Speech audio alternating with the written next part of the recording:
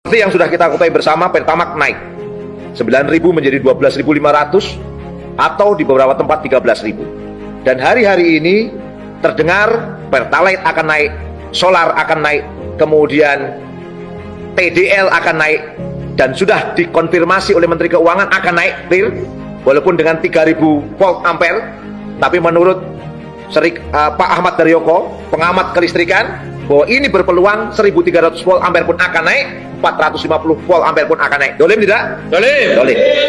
Kemudian gas LPG 3 kilo yang ini merupakan bagian dari bahan bakar rakyat yang selama ini digunakan untuk memasak, itu juga akan dinaikkan. Dolim tidak, saudara? Dolim.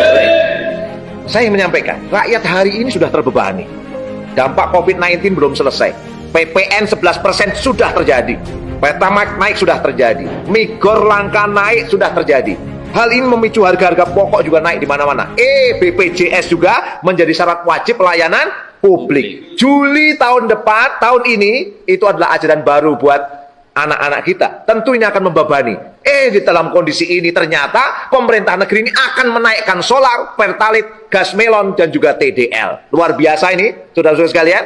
Dolimnya luar biasa. Dolim sekali. Rakyat sudah menderita, ditambah penderitaan tambahan lagi, dan itu disebabkan oleh kebijakan rezim penguasa. Luar biasa. Saya menyampaikan, kalau kita berbicara tentang harga BBM, kalau kita bicara naiknya harga BBM, ini karena apa sih? Bener nggak karena harga minyak dunia itu meningkat? Dalam catatan kami, paling tidak ada 4 bagian penting untuk kita catat. Pertama, terkait dengan supply and demand, penawaran dan permintaan. Kita tahu betul bahwa Indonesia per hari produksinya itu paling hanya sekitar 700.000 sampai 800.000 barel per hari.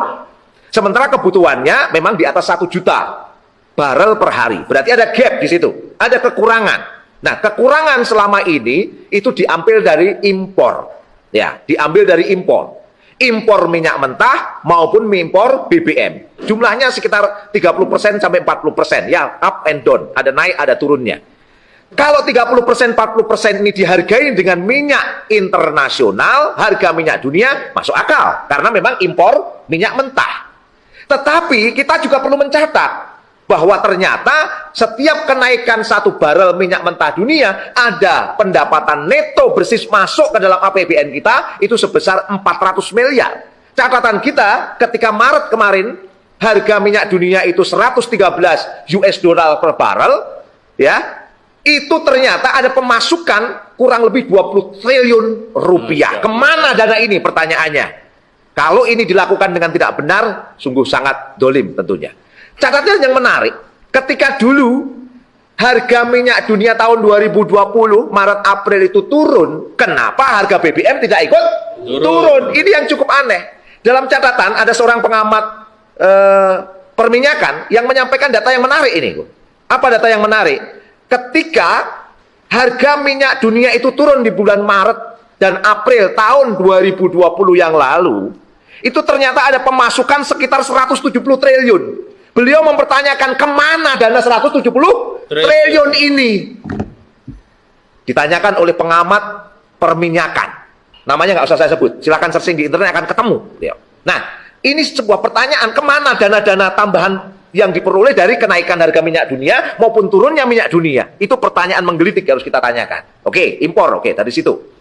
Kemudian, kalau kita bicara, hari ini kita kurang lebih Pertamina itu bisa mensuplai dari kalau 100% kebutuhan 100% produksi dalam negeri, Pertamina itu bisa memproduksi kurang lebih 56%. 56%. Selebihnya kurang lebih 44%, ya, itu berarti dari kontraktor kontrak kerjasama yang sebagian besarnya adalah berasal dari asing, ya, dari asing.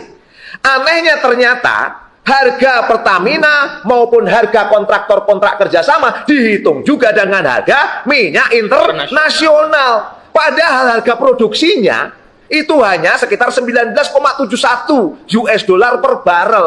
Kalau 19,71 atau 20 lah anggap saja berdasarkan data SKK Migas dijual dengan 113 US dollar per barel, kacau tidak ini kira-kira? Produksi dari bumi kita, menghasilkan dari tanah kita, dari laut kita, dijual dengan harga minyak internasional, kacau tidak kira-kira? Kacau. nggak kira-kira? Solid. Inilah pola yang kacau selama ini.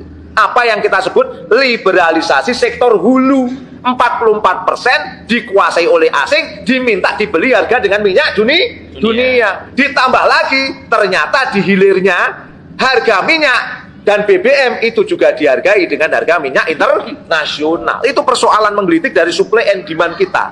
Supply and demand kita persoalannya yang terbesar di situ. Kira-kira kalau kita membahasnya ya. Jadi ada persoalan apa tadi? Liberalisasi.